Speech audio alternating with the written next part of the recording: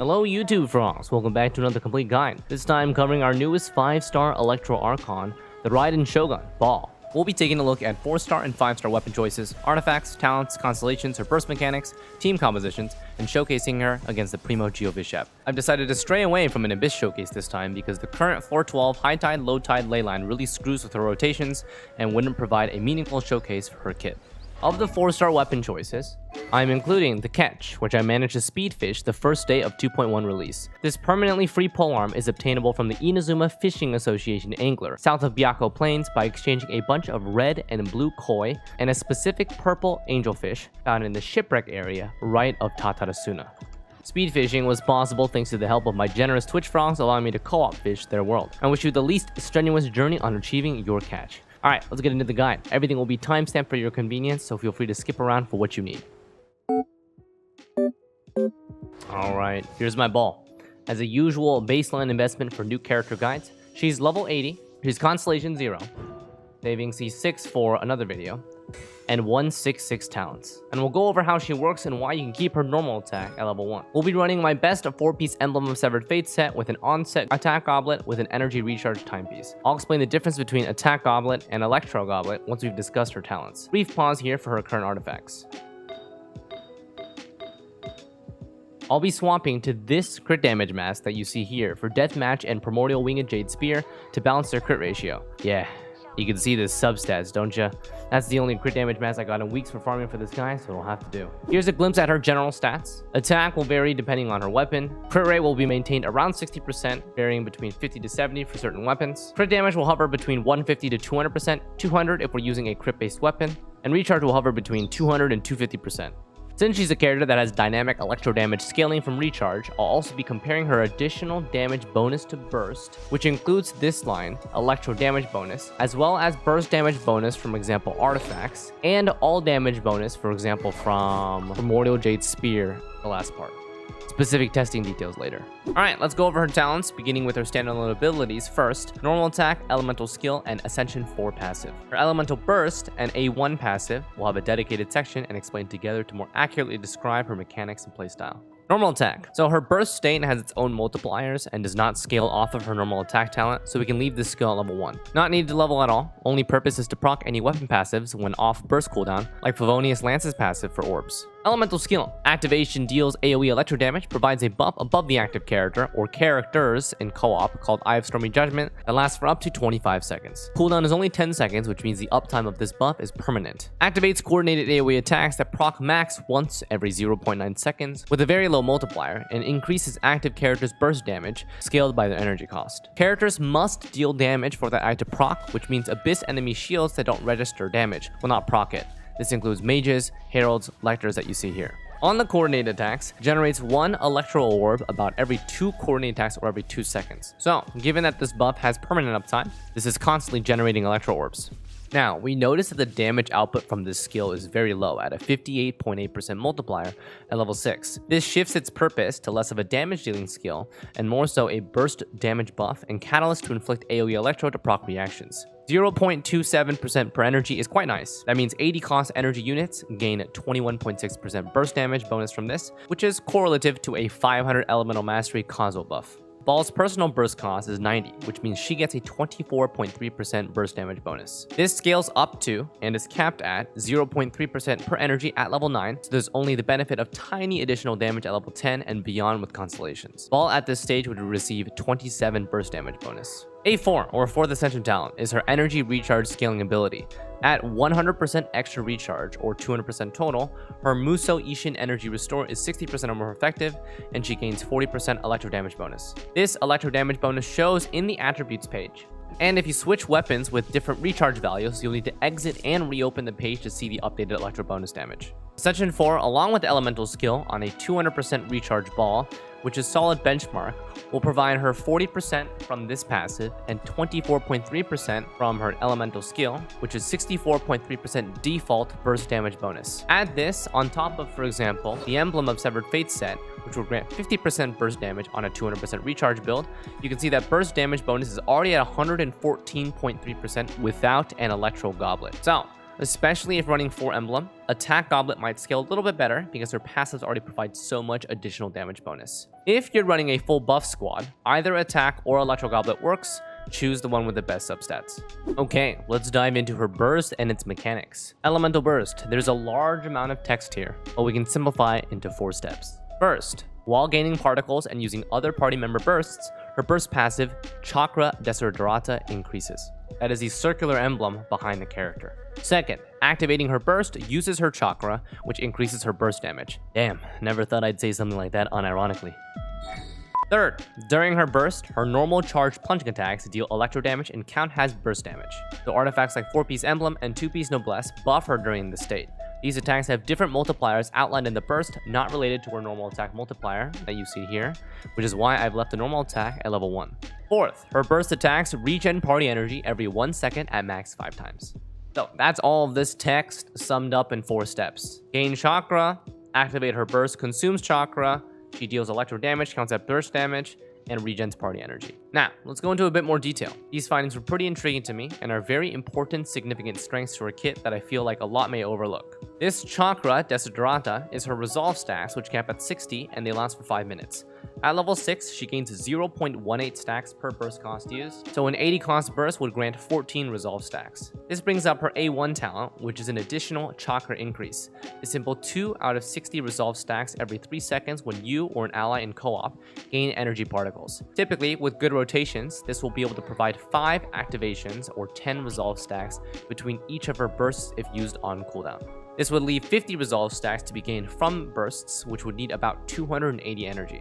Okay, going back to the burst, with a little bit of math, at level 6, 60 stacks supposedly grants 326.4% initial and 61.2% attack damage. All I did was multiply 60 by these numbers here. Now, how do those numbers actually increase her damage? This is more easily shown with a demonstration. Here's how much a 0 stack burst does. Initial hit, 24,000. First auto, 2.6k. And last auto, 4.4k. Now here's how much a 60 stack burst does. Initial hit 38k, first auto 5.2k, and last auto 7k. So initial hit increase of 58%, first auto increase by 100%, and last auto 60%.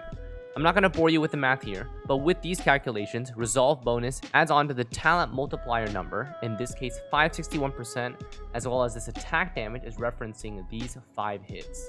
It's not an increase to attack, crit damage, or additional damage bonus like electro burst, etc. Resolve bonus is a multiplier increase. This is fairly strong as it's not affected by the usual diminishing returns. As you level up this skill as well, its scaling also increases. So at level 6, 561 base with 60 resolve becomes 887.4. Each of the burst auto hits here, you add 60 times 1.02 or 61.2%. So the first auto is 122.7%, which is a 100% increase. The last auto is 162.9% or about a 60% increase. So I understand. I feel like a lot of this might be a little bit overwhelming, but the takeaway here is that her resolve stacks are significant enough to pay attention to. No, that does not mean you go 60 stack burst every single time. That would take way too long in an actual fight without C1 and no Electro Party members. All this means is to just try to make sure she is the last person to burst in your team rotation, and you'll typically end up with around 30 to 40 stacks. 10 from the Ascension 1 passive, and 20 plus from Party Bursts, which is already over a 30% damage boost to her Q. Okay, that should be resolve stacks covered. I apologize for the massive information dump. I just find her kit really cool. So we've just covered a very important part of her burst, which is the resolve stacks. Now moving on to her team energy restoration. So there's a base from her skill, 2.1 at level 6, and increased by her Enlightened 1 passive by 0.6% per 1 recharge above 100. So a baseline 200% recharge build would increase this by 60%, granting about 3.4 energy every 1 second up to 5 times. This is about 17 energy and is a flat gain, unaffected by a character's recharge. Typically, during usage, your E will be active as well, generating that 1 Electro Orb every 2 seconds or so, while Raiden is restoring the team's energy. She also restores a little herself and gains extra from her skill's orbs. Contrary to her elemental skill though, she restores energy on hit, not requiring damage to be dealt, so she can still restore energy on Abyss shields. Finally, her burst lasts for 7 seconds with an 18-second cooldown and costs 90 energy. This means 11 seconds downtime for other party members. United energy may seem a lot, but combined with her elemental skill and stacking 200 plus recharge, her burst uptime can easily hit 100%. So she plays really straightforward. There's just a lot going on behind the scenes. Lead the fight with her E, swap your other characters and use your elemental burst, gain some chakra for her, and then use her burst. So when it comes to leveling up these talents, burst is obviously the highest priority, improving her multipliers, resolve scaling, and team energy restoration scaling. I would recommend burst all the way to level 8 or even higher if you want to invest further. Elemental skill is the second priority, mainly for the burst damage bonus, not for the multiplier damage. At level 6, it's already 0.27%, level 7 is 0.28, up to level 9, which caps at 0.3%. But in my opinion, these small percentages are only minor percentage increases for damage, so going beyond 6 is a luxury. Normal attack can stay at level 1. So 168 is what I would recommend, 188 if trying to squeeze the extra couple percent increase. Okay, now that we've covered how her burst works, here's a short section on how I would recommend optimizing her playstyle. For general fights, lead with her elemental skill, swap the party members, and spam their bursts. Then Baal comes in and refunds their energy. Simple as that. Since Baal's on-field time is mostly during her burst activation, we only need to discuss attack rotation for this 7-second window. The first in this standard, A5 times 3 is the spam left click rotation. Generally has pretty good 1-second activation points for a burst refund. Only fault is A5's end lag. And that one's fine, but a modification that I recommend is A5 E skill cancel A5 times 2. This elemental skill will cancel the first A5's end lag and refreshes the duration of her elemental skill smoothly without interfering with her attack pattern. I like this one a lot because you don't have to be that conscious of reactivating her E since it's in her burst auto rotation. Finally, A3 charged times 3 is also an option, but I find this to be generally pretty clunky since her charge attack animation has both a start and an end lag. Generally speaking though, her burst animations are smooth enough such that charge attack is more of a detriment in my opinion and wastes stamina rather than being faster than just left clicking. Definitely recommend incorporating the elemental skill cancel though, because the uptime is basically permanent then, because it's a really smooth reactivation. Alright, let's move to Constellations. In my opinion, her support capability at C0 is stable. Her front-loaded Constellations add damage to her kit, while the later ones add more team utility, and then C6 introduces incredibly fast team rotations. Alright, Constellation 1 improves the effectiveness of her resolve stack gain, and it's a really powerful constellation for mono electro team comps because she can effectively reach 60 stacks with about 180 energy instead of over 300. This means 2 electro units with 80 cost provide almost all of that. Examples include Sara, Lisa, and Beidou. Unfortunately for Beidou, however, her burst does not activate on Baal's burst attacks due to some very detailed mechanics regarding normal attack quote hits. This breaks a lot of potential compositions unfortunately since Beidou is a perfect off-field 80 energy cost support for Baal. This is a demonstration of how it does not proc.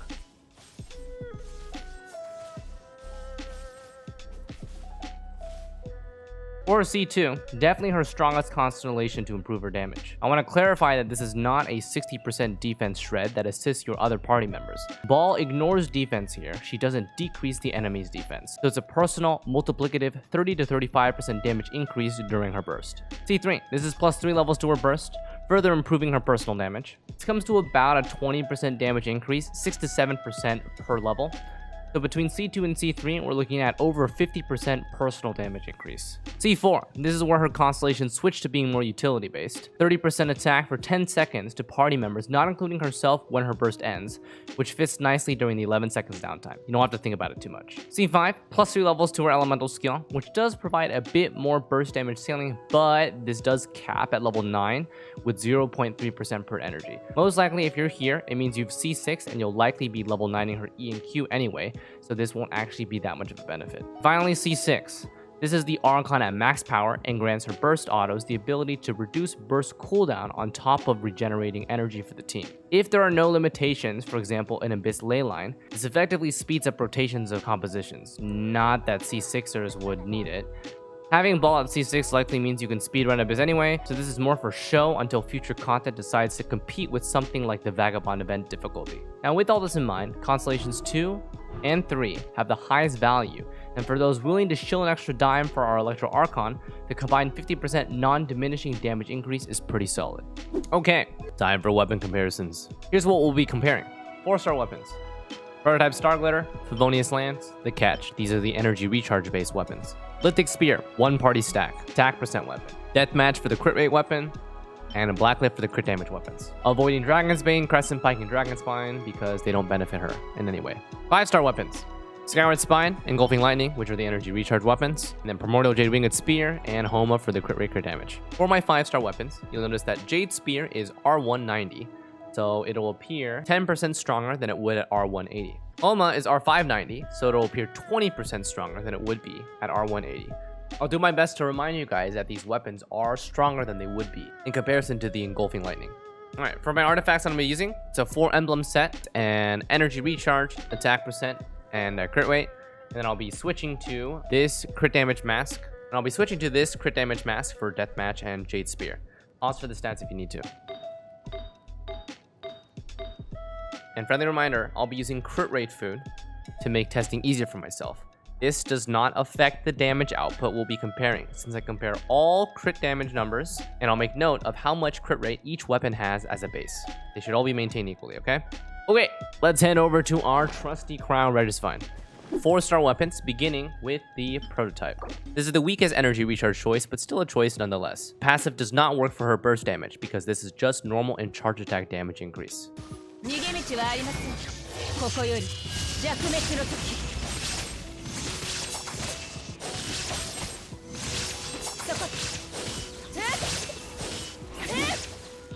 Okay, next up, Favonius Lance. Slightly higher base attack, sacrificing the recharge stat, but getting a very valuable team beneficial passive. At R5, this passive can proc twice during the duration of Baal's burst, which has a 7-second duration, and this is once every 6 seconds.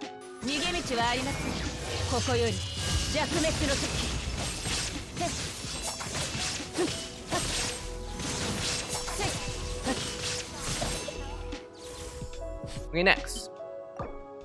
The permanently available, easily refinable F2P option, the Catch. Those who are still curious how to get it, the beginning of the video has a 30-second spiel on how to start the journey. Good luck, you'll need to catch a lot of fish.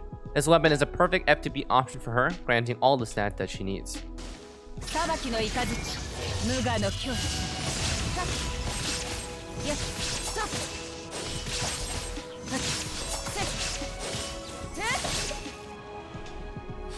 Okay, moving on to the non-recharge weapons. First up, Deathmatch. I'll be switching to a crit damage mask here, as to not overcap my crit rate. Recharge is now going to be around 200% instead of 230 or higher due to not using an energy recharge weapon.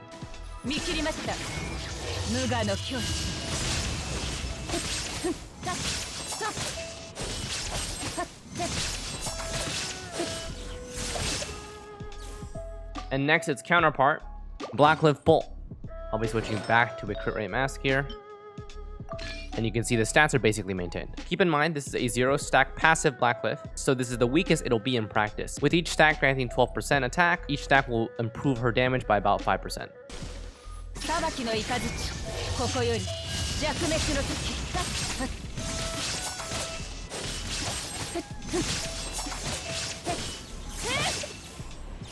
Okay, lastly, niche weapon, Lithic Spear. And for this passive for the Lithic Spear, I'll be adding Zhongli to the party for 1 party stack. He will not be using any abilities, he will just be there just for the extra stack. And you can see that the crit rate was increased by 7% with his introduction.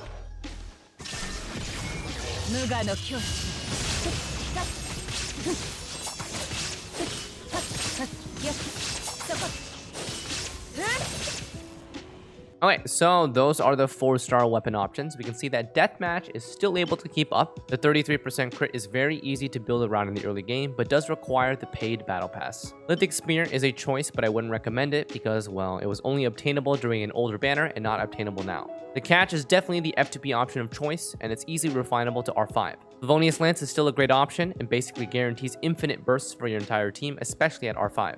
Blackcliff is still an option as long as you can maintain at least 1 to 2 stacks, I would say, of the weapon, and then Prototype falls flat in comparison to the other options. So, my general recommendations for 4-star weapons are as follows. DPS oriented Baal, I'd recommend the Catch, R1 to R5, or Deathmatch for a crit stat stick. And for support oriented Baal, Favonius for very high team burst uptime, especially at R5, where Favonius can proc twice in 1 Baal burst. Okay, let's move on to the 5-star weapons. We'll begin with Skyward and Engulfing, which are the energy recharge weapons. Then the crit weapons, which are skewed stronger because of levels. Reminder, R190 Jade Spear is around 110% of its R180 power. R590 Homa is around 120% of its R180 power. So first up, Skyward Spine. I know this is a hot topic in comparison to the catch, so we'll see how they compare. Keep in mind, the vacuum blades from the passive do not proc off of her burst because they don't count as normal uncharged attack hits.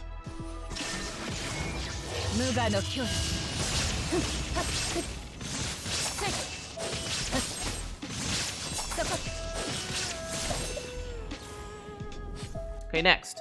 Engulfing Lightning. With her burst active, she gains 30% additional recharge, which further increases her attack from this passive, and electro damage from her Enlightened 1 pass, and also additional damage from Emblem 4 set.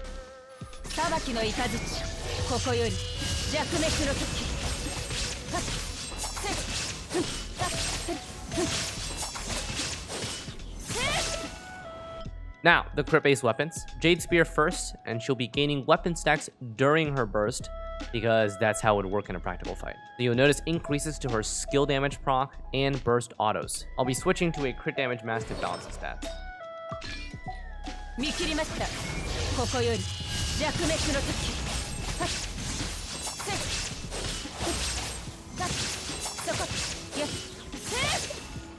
Finally, Staff of Homa. We'll be testing at high HP and switching back to a crit rate mask.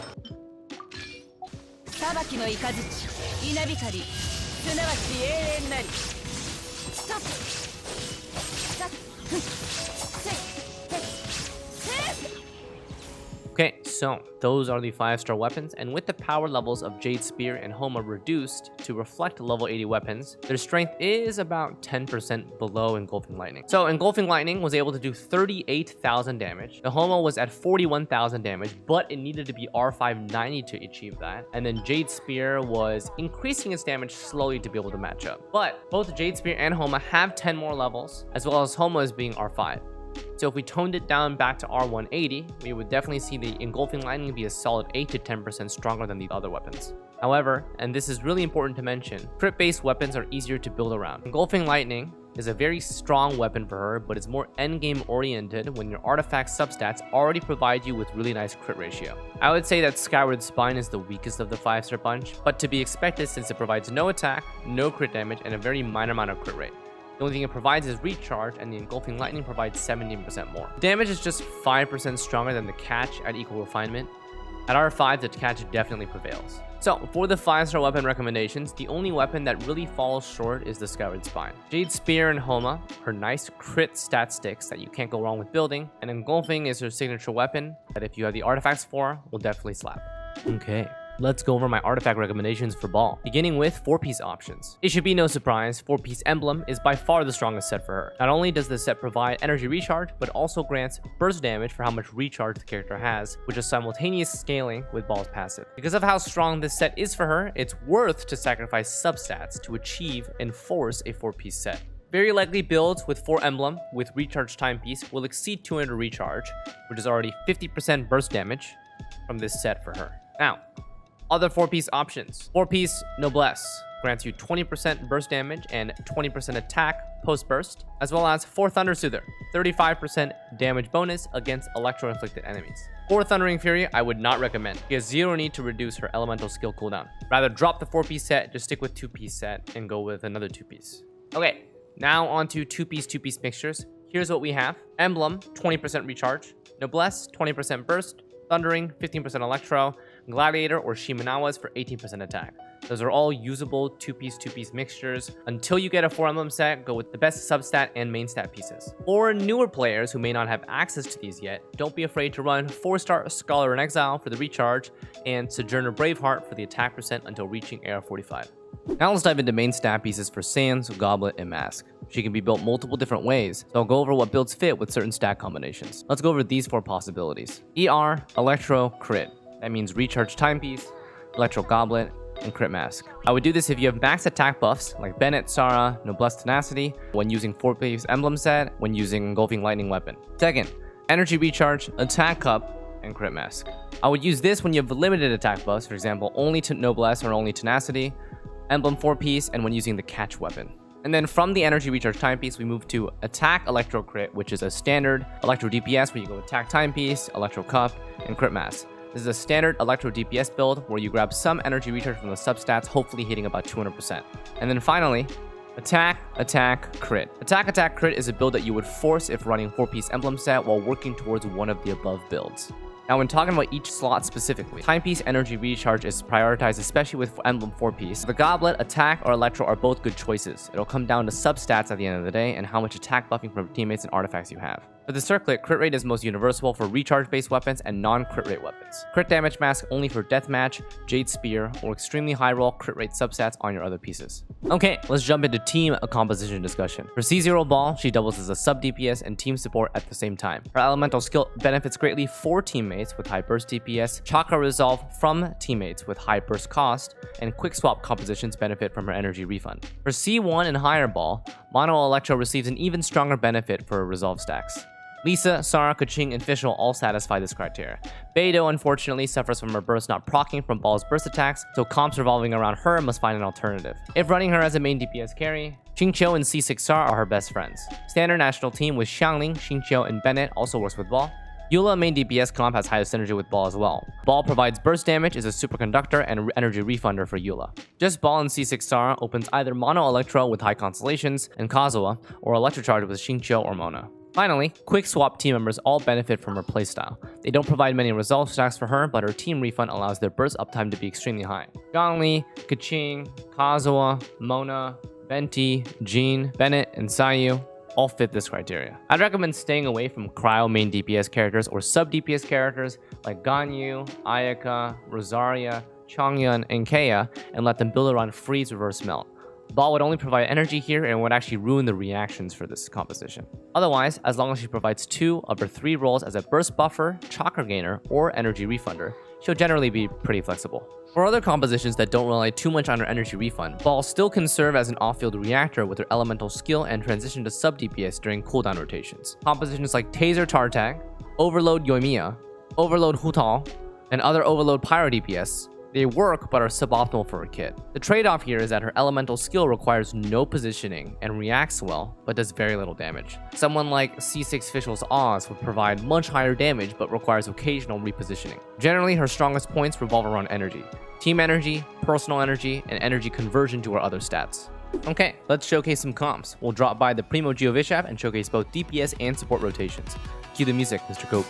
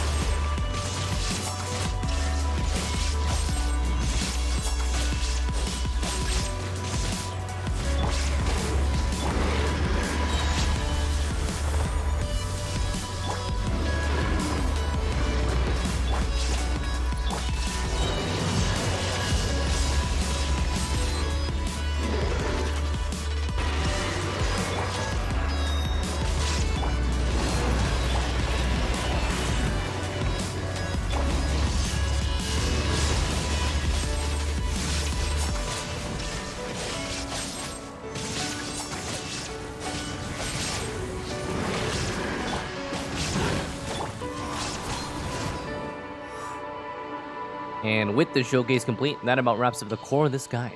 With both DPS and support capabilities, elemental burst buffing, and team energy refund, Baal is a really flexible character able to fit in many different team comps, whether you prefer her being the core main DPS focus or supporting your favorite characters. If this guide helped you understand Baal a little better, consider liking the video and subscribing to the YouTube channel for more similar content. It's free and I really appreciate it.